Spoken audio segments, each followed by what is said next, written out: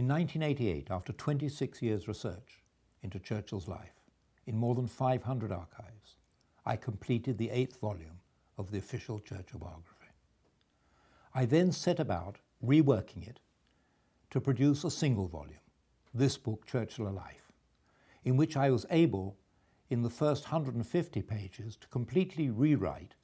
the work that had been done by Churchill's son, Randolph Churchill, and to weave into that period, from Churchill's birth until 1914,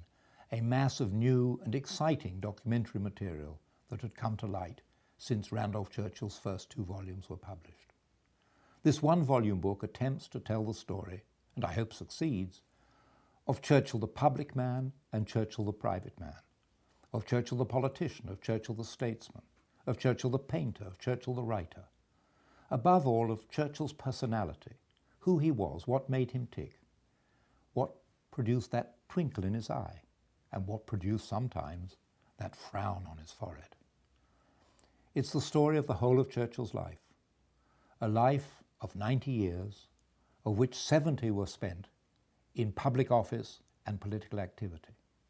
It spans 2 world wars, and it tells the story of how this man was often regarded with dislike and even contempt by his fellow countrymen, how he fought for their approval, how he won it by the quality of his ideas and his foresight, and how in the Second World War, when Britain seemed on the verge of total defeat, he rallied the nation to believe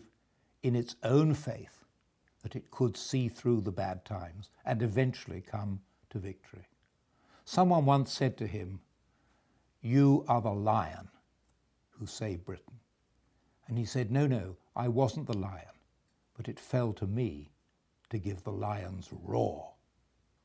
And so he did. And this book reflects Churchill's life in all its difficulties, problems, struggles, and in all its achievements and glory.